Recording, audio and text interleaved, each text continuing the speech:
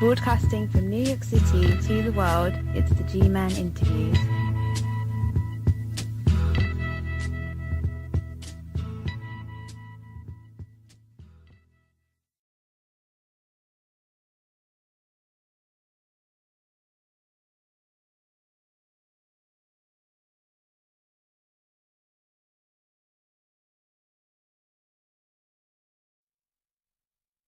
Welcome. Minister Caliph Muab-El was sent to a prison for adults at age 15. At the age of 19, he spent 10 out of 15 years in solitary confinement at a supermax facility. While incarcerated, he turned his cell into a classroom to expand his education. At one point, he was precluded from getting his degree as a result of the Department of Corrections' policy of not allowing inmates to go to college. However, he remained determined in his effort and went on to receive a paralegal license from Blackstone College after being released. He also studied business administration and law at Murray State University through correspondence courses. He was ordained through the Universal Church of Christ and Now Faith International, and has been the subject of numerous news profiles in the state of Wisconsin and other sections of the country. As a motivational speaker, he frequently travels the U.S. to give lectures on mass incarceration, racial injustice, police brutality, and inequality.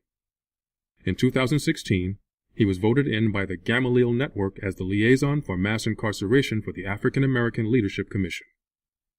Most recently, he was honored as one of the 44 most influential African Americans in the state of Wisconsin, the 44 Black Power class of 2016, and given an award by the NBA's Milwaukee Bucks. It's a pleasure to welcome you to the show, Minister Caliph. Thank you, brother. I definitely enjoy the pleasure of being here as well. Before we discuss how you ended up in prison, could you provide a summary of the type of home or neighborhood you grew up in? I grew up in the city of Chicago and in Milwaukee. Both demographics, as far as the communities, were relatively similar. The dynamics were a little bit similar as well. So definitely in poverty.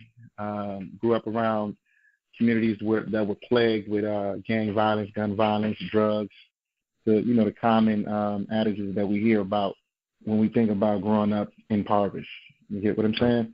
For everything that embodies, that's what I experienced. Violence was at an all-time high. Violence was inside my household and it was outside my household, so I never really could escape the grips of violence. And so it was only natural for me to develop those complexes around violence, around dealing with anger and unprocessed trauma and those particular things. So that's how I grew up. I grew up with very limited resources, very limited guidance. So I had to kind of find my way on my own a little bit. Why were you incarcerated? I was incarcerated for first-degree reckless injury. A guy robbed me, and I pulled a gun on him and I shot him. And I shot him on a city bus.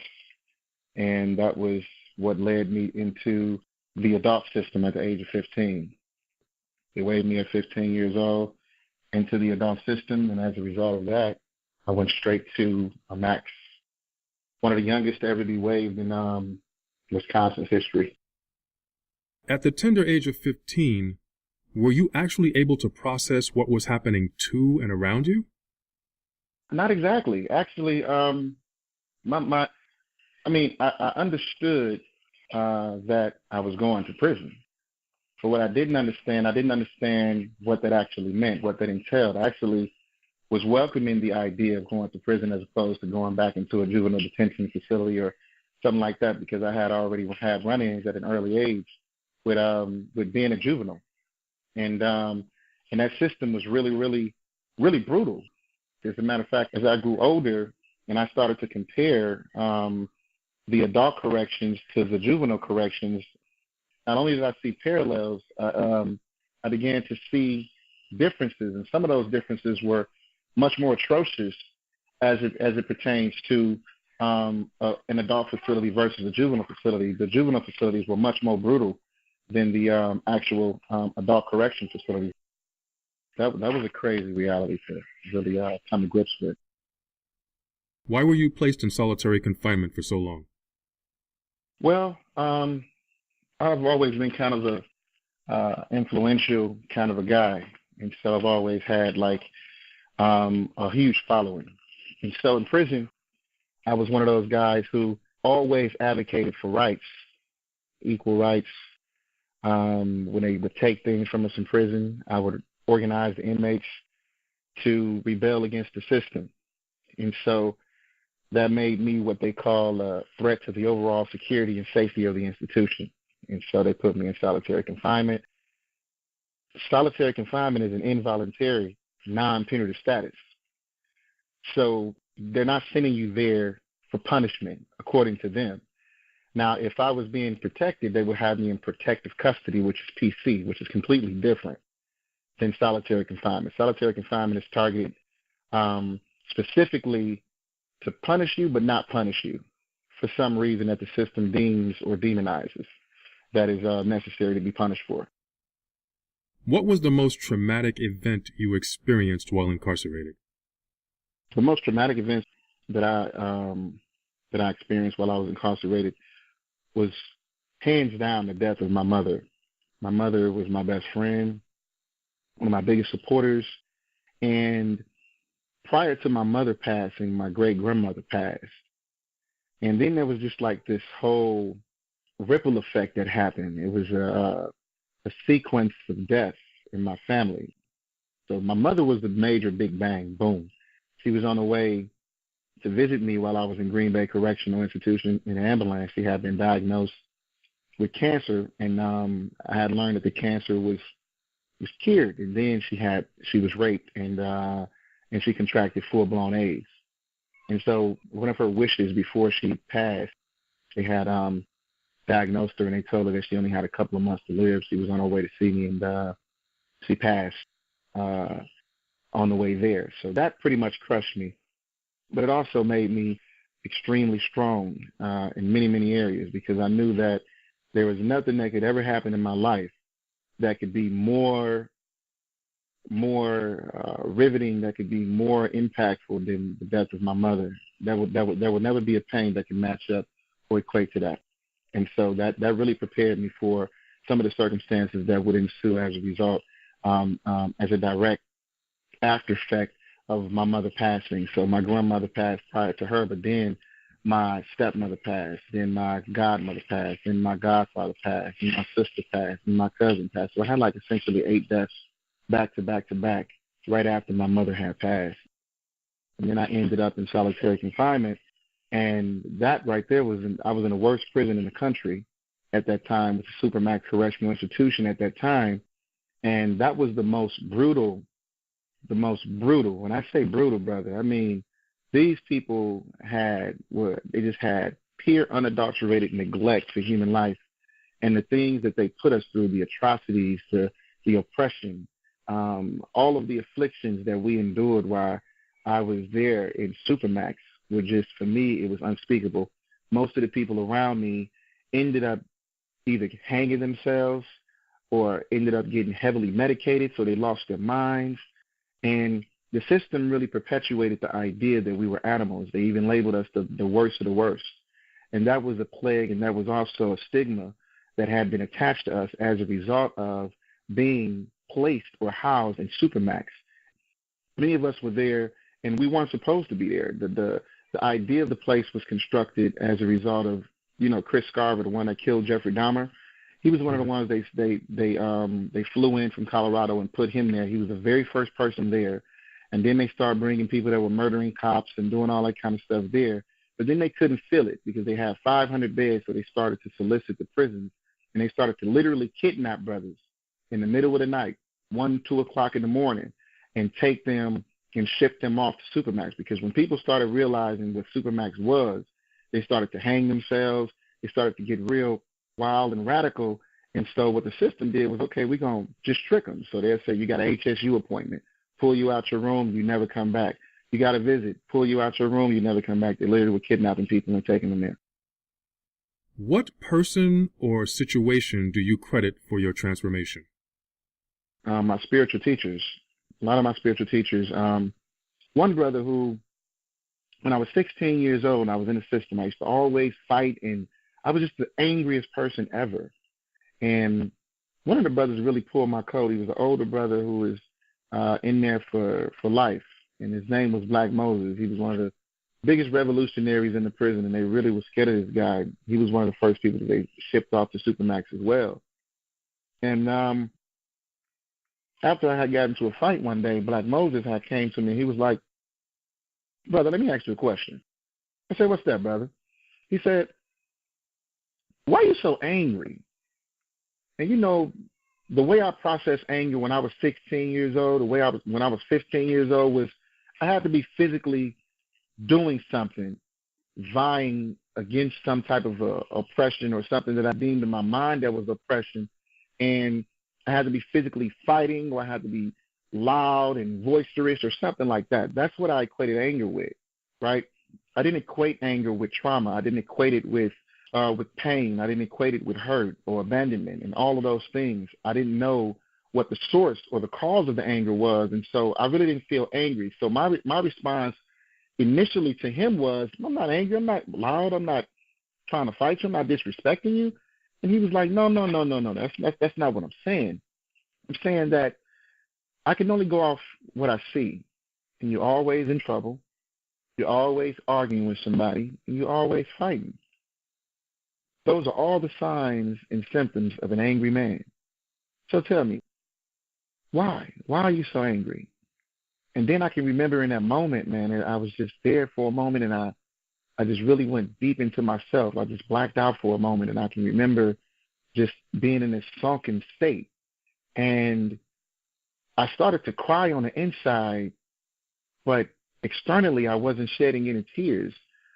But what came out of my mouth was, "Man, they just sent me to prison, and they gave me 15 years, and I'm going to be an old man when I get out, and all of these people keep testing me because I'm a young guy, and I'm small, and I'm scrawny, and I feel like I got to keep proving myself, and I don't have no connection to my family. I'm lost in the system." And I just poured out my heart to Black Moses in that moment, and the response wasn't one of degradation. It wasn't one of condescending. It was more of a compassionate response. And in that moment, that helped me realize that, wow, there are compassionate people here. Black Moses said to me, he said, "Brother, let me shed light on something for you real quick." He said, "You got hope to be free. Me, I don't have hope. I'm never going home. I got life in prison." And he said, "But I'm not hopeless. Even in not having hope of getting free, becoming free on the physical side of the wall, I'm still not hopeless. I'm full of hope. I'm full of life. I'm full of ingenuity. And I love myself." And it took me a while to get there. When I came through the system, I couldn't read or write. But now I've written 2 books, and I can't put a book down. The thing is that the greatest thing that you can do right now is prepare yourself for when you get free, because there's hope for you in freedom. And you got to get yourself together in here, or you're going to be coming to see me again, because I'm not going nowhere. But I'll always be here when you get back, if that's what you want to do. And that really woke me up, man. That really woke me up, man. I really started to do some self-examining practices. Me and Black Moses, from that point on, we would read encyclopedias every day. I would study different versions of religions, world religions and cultures, and all of those things that really kept my mind engaged and stimulated, and cultivating it with wisdom, knowledge, understanding, and all those things. This was the period when you transformed your cell into a classroom, so to speak. Absolutely. This was when I began to do that. It wasn't quite a classroom yet, because I still had some things in me that I had to get rid of, but the process of gradual development and evolution began at that point, definitely. You indicated that you faced a great deal of opposition in prison while pursuing your college degree. Could you provide some details? I was going for my law degree, which I ended up completing and getting that, but not in prison. I had to finish when I got out. But my degree in business administration and all those particular things, I did get my degree in theology and religious sciences when I was in there.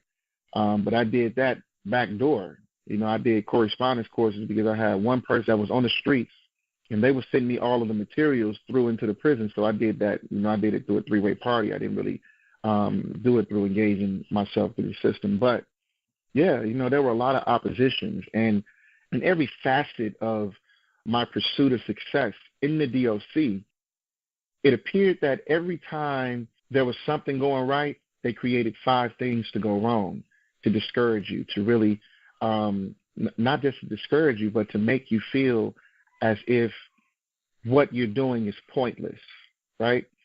Like you're doing all this for nothing. When you get out, you're not going to be able to utilize any of these things. You're just locked into this second-class state. This caste system is going to plague you. You're going to be caught up in the realms of recidivism, and you're not going to amount to anything. I mean, that ideology was always pressing upon my conscience. It was pressing upon my fortitude, because what if I'm doing all this for nothing, right? What if I got out and there were no resources and I ended up back in the streets and my life was just consumed by constant recidivating? Because that's what I saw every time I looked up. I mean, it was guys that I mean, this one guy that was in there, I saw this guy come back 15 times, literally 15 times. And it was like a 2-3 month period between each time he came back to prison. You know, when you see that stuff, it kind of reinforces some of those stigmatisms. And so that within itself was oppositional. And that ideal was created by those systemic regimes. It's designed to make you feel like you're going to be hopeless. You're not going to be able to succeed. You're not going to be able to excel. And so when they saw me making progress, the system would definitely find ways to impede on that progress every single time, whether it was pulling me out my cell, trying to beat me up, or going in my room, ruffling up all my papers, stealing my legal work, my legal books, whatever it was. The system always found a way to impede on my progress, definitely. I need you to be more specific. Were other inmates or prison officials attempting to thwart your efforts? I've never really had many problems with the inmates. At the age of 18, I was elected imam over the Muslims, and at the age of 19, I was already a scholar in various different religions, and as well as I was a historian. You could ask me anything about culture, history, religion, and I can break the whole thing down to you. And I had got my ijazah to teach Sufism, the spiritual sciences of religion and self, from my teacher in Jordan, in Amman, Jordan. And so the inmates would always gather around me. They would always listen and hear what I said. So I never had problems with the so-called inmates. It was always the guards who felt like my presence was a threat to them. And they had to find a way to break me down in the eyes of all these people. So the people wouldn't look at me as a strong person, but they would also look at me as a feeble, weak person as well. Describe the day you were released. Oh, man. That just brought me so much joy just you saying that, because I don't reflect on that enough. And in this moment is making me really emotional, because I think about that day, and then I think about where I am now, and how far I've come, how I've beat the odds in so many respects. But to answer your question, I was one of those people who never allowed my mind to be stationed in a prison. I was never in my mind. Only in the early inception of my bid was I mentally there in that prison. But when I understood the systemic oppressions and the wars that were launched against me and my people, and how the system desired to consume us spiritually, physically, and mentally, I started to create war strategies in my mind to counteract or countersink what the system had in store for me. And so I never allowed my mind to really be engrossed or entrenched in the psychological warfare of being in the system. So I was always thinking outside of the box. I was always thinking outside of myself and my circumstances. And so I was always communicating with people on the outside, across the country, overseas, everything else. They was keeping me updated on everything that was happening, because the calendars kept changing, and I felt like I was starting to be lost within the modes of time, because I wouldn't know how to do anything when I came home. I never lived as an adult. So I had all of this trepidation and all of these anxieties that was really surrounding my release. And I just couldn't believe that I was going to be released, because I had 9 different release dates, dear brother. I had 9 different release dates. And every time I had a release date, the DOC would find a way to put me in solitude, lock me in a hole, or ruin my opportunity to be released on parole. And so I just didn't think that the moment was actually going to come, and it was so surreal to me. But I was so prepared, man. I was so prepared, and my mind had been made up. And I said, man, I'm not going to be a victim of the system. I'm never going to recidivate. I made these declarations and convictions within myself that enabled me to have a position and a control base mentally and spiritually. So when I did get that opportunity to get free, that all that other stuff that I did prior to that would never be an option for me no more. So when I finally was outside of those gates on the other side, I could just remember, man, just being in that moment and just taking the deepest breath, seeing the trees, the sun, everything was much brighter in that moment. And I can remember saying to myself, you know what? There's no way you went through all that for nothing. There's a promise that you still have to fulfill. And that promise is what I'm living in right now. That promise is what I'm living in right now. And I attached myself to community when I came home, and it almost felt like I never left. It was like I never left. You've gone through what many have described as an amazing transformation. That said, what key aspect of your personality has never changed, even during the most difficult days of your incarceration? The key aspect of my personality that never changed is I've always been a voice for change and reason, and I've always been a voice for the oppressed. I could never sit back and let people be oppressed and not do anything about it. And that radicalized me in a way. Now I'm more diplomatic and I'm more strategic when it comes to my radicalization, but I've always been a radical guy, even in the streets. You know, even when I was in the streets selling drugs and gangbanging, even then I still had this moral compass that I wouldn't allow people to be oppressed. It's just not my thing. I just never had that in me. You know what I'm saying? You would have to really do something for me to really go there and be indifferent to what happened to you back then. But my being radical has always been the same. From the time that I was a kid to my brushes with the system early on, all the way up until now, I'm still this radical thinker and strategist that I'm going to always bring the truth to the forefront. And I don't care who it offends or anything like that. I'm going to always speak truth to power. And that's just always been me. You're using your ministry to prevent others from taking the wrong path. How so? Oh, man, I got so many things that I do. Well, my story is pretty much what catapulted me to a sense of fame.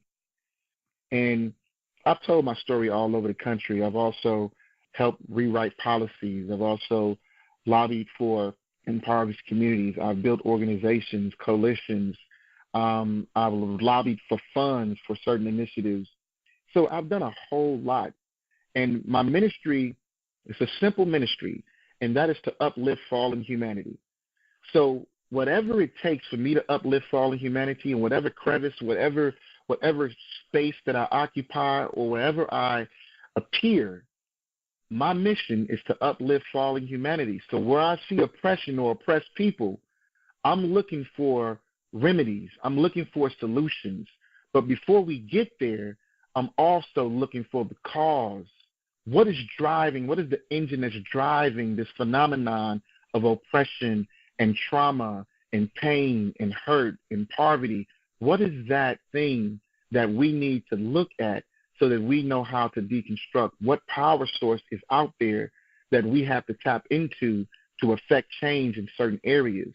So wherever I go, whether it's with the juveniles, whether it's with the adults, whether it's with the women, whether it's with religious leaders or what have you, that's always my ultimate goal, no matter where I go, no matter where I am. That's always my ultimate goal and mission. I made the following request of your colleague, Mark Rice, who recently appeared on the show. And I'm going to do the same with you. There are hundreds of thousands of kids, teens, and young adults throughout the U.S. that are on the verge of joining gangs, selling drugs, or worse. They're also being manipulated to believe that serving time gives you, quote, street cred, or is a rite of passage. From the heart, and keeping it real. Talk to them, Minister. Well, you're talking to a gang leader. I was once a gang leader. You know, I mean, I'm still able to be a force in the streets that people respect. And anywhere I go, I'm always heavily secured and all that kind of stuff. But I know what attracted me to gangs, right? And what attracted me to gangs was my lack of having or my sense of not being able to belong to something. And this is one of the things about us as a people in this country. I mean, no matter how far we get, no matter how far we climb, there's always these systemic structures that's above us to make us feel like we're not welcome and that we shouldn't be there. Growing up in poverty and not having a father in the household, or a father that was pretty much transmutable. He's here, there, he's everywhere, but not where he's supposed to be, right? Growing up like that and having that false sense of family or that false sense of community, that's what led me to the gangs, because they had a unified structure. They looked out for each other. You know what I'm saying? In my mind then, they looked out for each other. And they took care of one another. That's the false sense that I got. But then when I ended up getting caught up in the system, I started to see things from a whole different perspective, because none of those guys was there putting money on my books. None of those guys were writing me letters. None of those guys were there speaking on my behalf at sentencing. None of those guys were there when I came home to create that soft landing for me. And as a matter of fact, a lot of those guys started turning on each other.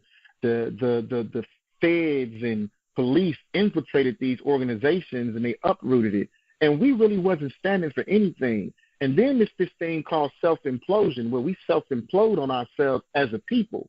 Like, that created in my mind self-hate, because there's a brother that looks just like me, but because he's wearing red and black and I'm wearing blue and black, all of a sudden he's my enemy because of the color of what he's wearing in his clothes. But in this country, there's an enemy that says because of the color of my skin that I'm demonized and that I can't make it and that I'm nothing. So I'm perpetuating the very idea of my oppressor, and I'm carrying on that white supremacist ideal. And I was the torchbearer of white supremacy, and I thought that I was commanding and controlling the streets. I thought that I had a sense of belonging to a community. I felt like I was somebody. Me sitting there picking up drugs and drug packs and all that other stuff and stealing cars and robbing people and doing all those things. I perpetrated those acts against my people only. I was the one that tore down my environment. That's what I did. I contributed to that insanity. I contributed to those plagues of violence and fear. That's what I did as a gang member. Now, the thing is that when you got these young brothers and these young sisters now are joining these gangs, when you got these young brothers and these young sisters joining gangs, it's because there is a lack in the community of a moral voice and a moral compass that is oppositional to what they're being offered.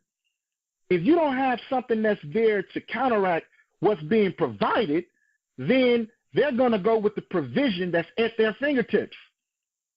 And so that falls on the community. Every brother or sister that falls to gang violence or gun violence in my neighborhood is on the back of the community. That's our crisis. And so it's only going to take us as a community to respond to them in the ways that they need us to respond to them for us to be able to really reach them.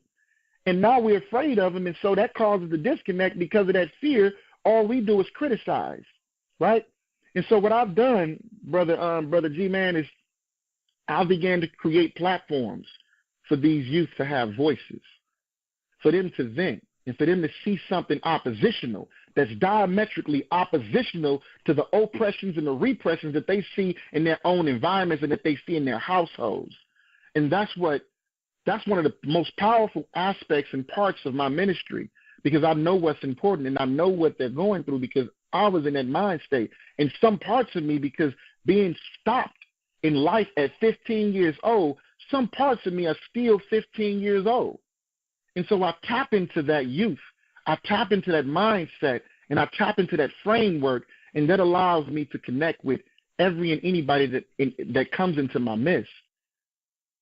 But don't be deceived, because what we're doing in these neighborhoods, from the black-on-black crime and all of that other stuff that's happening right now, what we're doing is we are the torchbearers of white supremacy.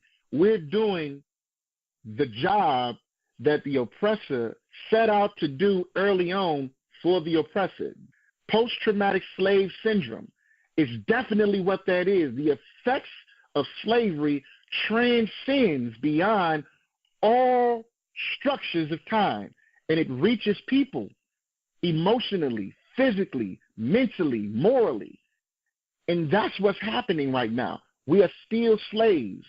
And so being slaves in our slave state, we're oppressed, and so we oppress the environment that we dwell in.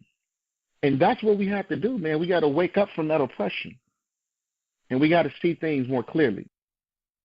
How can people contact you for speaking engagements or additional information on your programs? Well, they can contact me. I'm on Facebook. You can contact me at Caliph M, which is CALIPHM, at Breaking Barriers Mentoring WI.org. You can contact me at foreverweshinerecords.com. You can go on that website and you can sign up. If you want to hear me speak, you can also register to hear me speak or hire me to speak on breakingbarriersmentoring.org. You can go on there, you can make that request, and we can get it in like that. And my team will be in touch with you and let you know what that takes and how that works. Thank you very much for taking the time to share your story, Minister Caliph. I greatly appreciate it. Thank you for having me, Brother G-Man. I appreciate you, brother. And I love your ministry. So continue on, and may it grow, and may it be fruitful, and may it multiply, brother. Thank you, sir. Thank you. And I thank you for joining me, ladies and gentlemen. Until next time, stay cool, stay safe, and stay informed.